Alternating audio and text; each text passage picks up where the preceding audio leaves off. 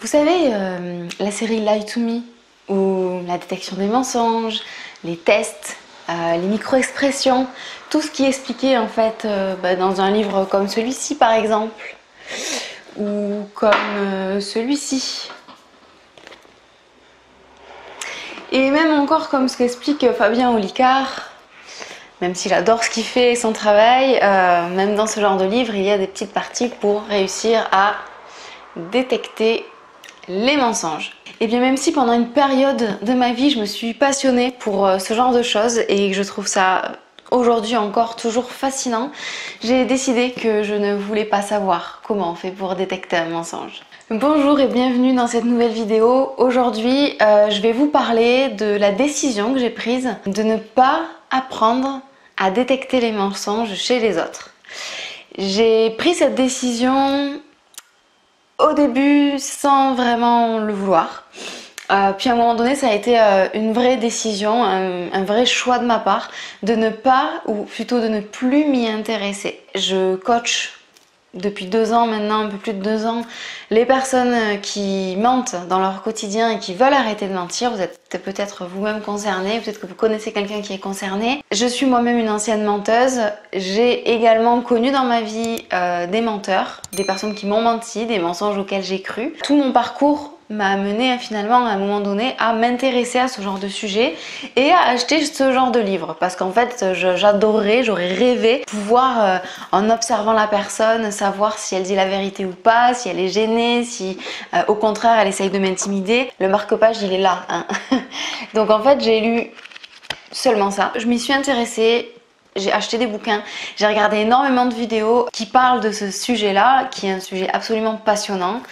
Je me suis beaucoup intéressée dans un premier temps pour moi, pour que moi je fasse attention à mon langage corporel. Je m'y suis également beaucoup intéressée à la période où j'étais recruteur, chasseur de tête et où je faisais des entretiens d'embauche et où j'allais être amenée, plus ma carrière évoluait, plus j'allais être amenée à être confrontée à des personnes lors d'entretiens d'embauche et c'était à moi de savoir si la personne était bonne pour moi, pour mon entreprise, pour mon client, pour qui je recrutais. Bon, je me suis vite rendu compte que c'était complexe, qu'il fallait apprendre beaucoup de choses vraiment par cœur si on voulait être doué là-dedans, bien s'en rappeler et j'avais pas envie. Voilà. Aujourd'hui, j'accompagne les menteurs et je me retrouve régulièrement, si ce n'est très souvent, face à des personnes qui me mentent. Je me suis rendu compte il y a peu de temps que j'avais pas réouvert ces bouquins depuis que je faisais cette activité. À un moment donné aussi, la question s'est posée de est-ce que j'ai envie de devenir une experte en mensonges, c'est-à-dire aussi en détection de mensonges. J'ai cette question qui m'a été posée, en tout cas je me suis posé cette question suite à une consultation que j'ai fait avec un proche d'un menteur. C'est ça qu'on m'avait dit, oui mais j'ai bien vu parce que la personne regarde à droite et pas à gauche, elle a fermé ses bras à un moment donné, bon voilà, des choses qui sont un peu connues comme ça. Et tout de suite je me suis rappelé que oui, moi-même j'ai connaissance de certaines de ces méthodes et en même temps j'ai pas envie d'utiliser ça. Je me suis aussi rendu compte que mes clients me mentent et quand c'est le cas je m'en rends pas compte. Je me rends compte quand ils me le disent. Et finalement, j'ai réfléchi à ça et je me suis dit, mais j'ai pas envie d'être une experte en détection du mensonge, que j'avais absolument jamais ressenti le besoin de savoir si quelqu'un me ment ou pas en face. Et que finalement, est-ce que j'avais envie de savoir ? La réponse est non. Je vais vous expliquer pourquoi. Pourquoi ne pas être une experte ? Déjà, c'est pas fiable. N'importe quel expert justement en langage verbal, langage non verbal plutôt, et micro-expression, vous dira que c'est pas fiable à 100%. Si vous suivez les vidéos, hop, je vous remets le livre là, de Fabien Olicard, qui a une chaîne YouTube du coup de mentalisme et qui, dans certaines de ses vidéos, parle de ces sujets-là, comment détecter un mensonge, tout ça, il s'amuse là-dessus, il fait des spectacles là-dessus, c'est super chouette à regarder.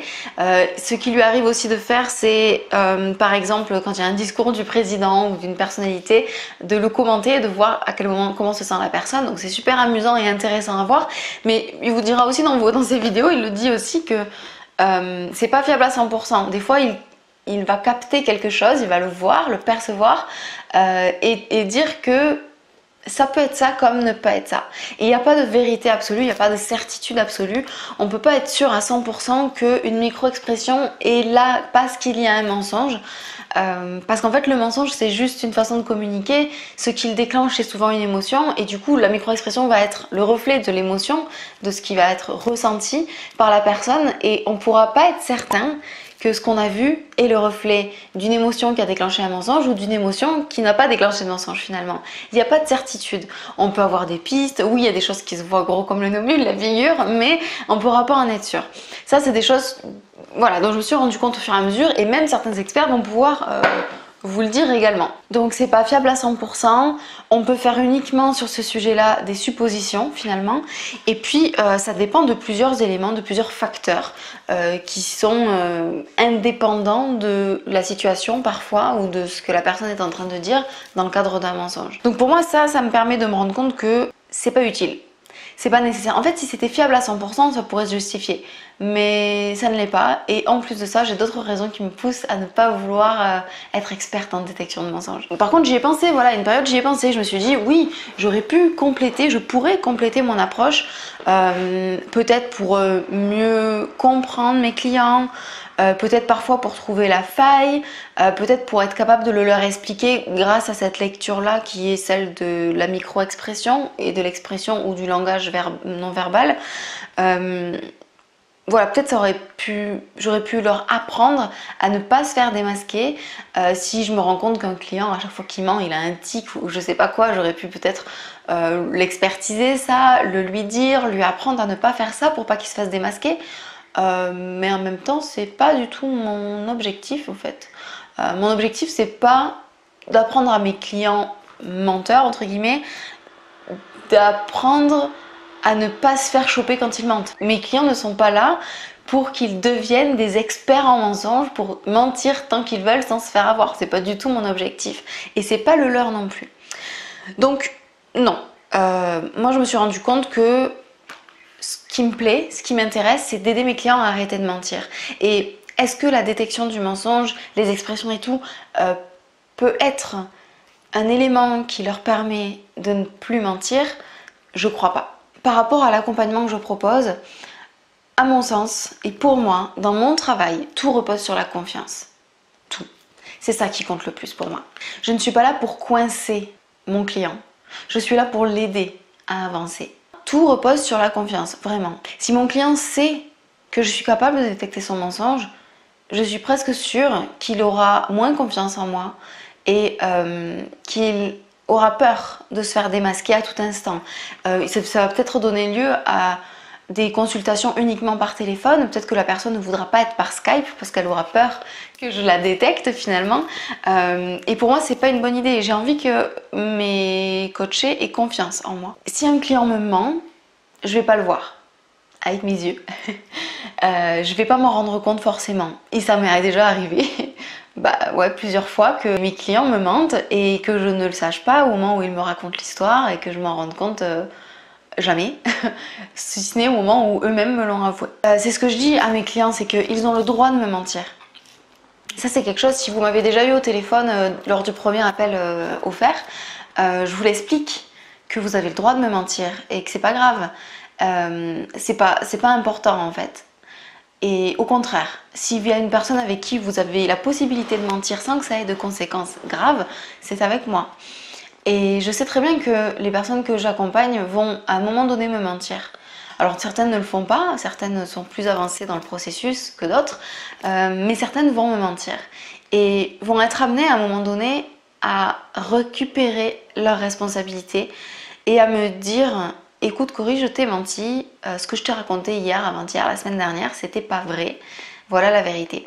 Et je me suis rendu compte aussi au fur et à mesure des accompagnements et des personnes qui m'ont menti et qui m'ont avoué ensuite, c'est que ça leur apprenait à se responsabiliser, ça leur apprenait à avouer un mensonge, à faire face à leurs erreurs de comportement et à les identifier. En fait, si moi j'identifie leurs mensonges, je les aide pas en fait. C'est comme si je leur mâchais le travail. Là, c'est à chaque individu de se rendre compte à quel moment ils ont menti, à quel moment ils ont dit la vérité, pourquoi ils ont menti et qu'ils viennent avouer leurs mensonges. Et tout ce travail, c'est ça fait partie du coaching, ça fait partie de l'apprentissage. Et si j'apprends moi à les détecter, à les démasquer, que je leur dise ou pas, ça enlève une authenticité, une spontanéité. Et c'est pas ce que je veux dans mes accompagnements. Quand un client me ment, il sait que l'information que j'ai n'est pas la bonne. Il sait que peut-être on a fait toute une séance de coaching sur quelque chose qui n'existe pas parce que c'est un mensonge.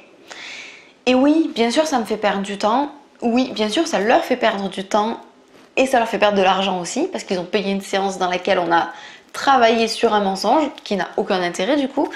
Et donc ils savent très bien. Dès le début du coaching, je leur dis, si tu me mens, moi je vais pas m'en rendre compte. Je pars du principe, quoi que tu me dises que je te crois, et on va travailler sur ce que tu m'as dit. Si tu m'as menti, tu me fais perdre mon temps, tu perds ton temps et tu perds ton argent. C'est vraiment dommage, ça sert à rien. Donc si tu te rends compte que tu me mens, dis-le-moi le plus tôt possible pour que je puisse travailler sur la vérité finalement, sur qui tu es vraiment, sur les vraies situations de ta vie. Et ça marche en général. Et même s'il y a des mensonges, des rechutes, les gens la plupart du temps me le disent dans les jours qui suivent. Je ne crois pas avoir eu quelqu'un qui m'ait avoué un mensonge plus loin qu'une semaine, quoi. Je crois pas. Je crois que c'est vraiment quelques jours, voire même tout de suite après. J'ai déjà eu à faire une séance avec une cliente qui m'avait menti et juste après avoir accroché, elle m'a fait un texto, je t'ai menti. Voilà, donc tout ça, c'est un apprentissage. Et en fait, ça leur montre qu'il n'y a aucun intérêt à me mentir. Au contraire, me mentir, c'est un problème pour eux. Ça leur fait perdre du temps et de l'argent, et moi aussi, ils me font perdre du temps. S'ils le font, c'est juste par réflexe. Et en fait, le fait qu'ils me l'avouent, ça leur permet de se rendre compte qu'ils ont ce réflexe qui est encore là et qu'on va bosser ce réflexe. Et donc ça ira mieux et ça ne se reproduira plus. Et en fait, de cette façon, ça les oblige à avouer. Ça les oblige à passer dans le processus de l'aveu, ça les entraîne. Et c'est plutôt bénéfique en fait. Ils se rendent compte que ils m'ont menti par réflexe, ensuite ils ont eu honte, ils n'ont pas osé me l'avouer, ensuite ils me l'ont avoué, ça s'est bien passé et on a avancé beaucoup plus vite. Et là ils se disent waouh, en fait, avouer, ça permet d'avancer. Et c'est ça le bon apprentissage finalement.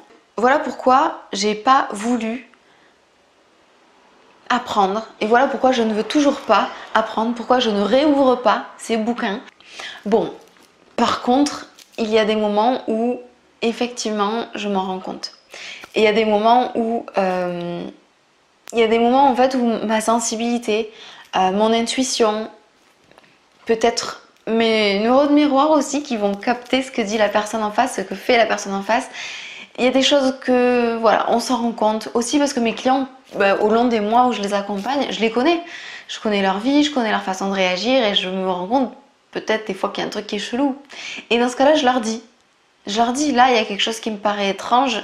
Donc moi, je vais pouvoir percevoir des choses, mais ça m'est jamais arrivé de dire à un client, là, je pense que tu me mens. Je vais les questionner, parce que c'est mon métier, et mes questions vont les amener petit à petit à se rendre compte qu'ils ont dit quelque chose qui n'est pas totalement vrai, et on va en parler. Mais non, je ne suis pas une experte du mensonge, je ne suis pas une experte en détection de mensonges, je suis une experte en arrêt de mensonges. Et ça change tout. Finalement, l'objectif final change absolument tout. Mon but, mon souhait, c'est d'être la meilleure personne pour accompagner mes clients à arrêter de mentir. Et pour ça, pour moi, le plus important, c'est la confiance. Il y a peu de temps, j'ai fait la vidéo « Faites-leur confiance », elle est en ligne sur la chaîne. C'est complètement lié à ça. Moi, je fais confiance à mes clients. Je pars du principe qu'ils me disent la vérité. S'ils me mentent, c'est leur problème. C'est à eux de s'en rendre compte. Et s'ils veulent avancer, qu'on ait une bonne relation, ils ont juste à me rendre cette confiance en me disant qu'ils ont menti. Et c'est tout. Et pour l'instant, tout se passe bien. Et mes clients, voilà, c'est les personnes que j'ai coachées. Si vous regardez cette vidéo et que vous voulez témoigner de ça, je vous en prie, dans la barre des commentaires, c'est chouette d'avoir vos retours aussi. Vous pouvez également, vous qui me regardez, qui me découvrez peut-être, aller consulter les témoignages des personnes qui les ont laissés sur mon site internet. Vous verrez que la confiance et le non-jugement, c'est ce qui a été le plus favorable à cette collaboration que j'ai avec mes clients. C'est ça qui compte le plus. Et ça me va comme ça. Voilà, j'ai pas envie de détecter les mensonges et je le ferai pas. Je vous remercie de me suivre, de vous abonner sur cette chaîne, de mettre des pouces en l'air si ça vous plaît. Et je vous retrouve très bientôt dans une prochaine vidéo. Au revoir.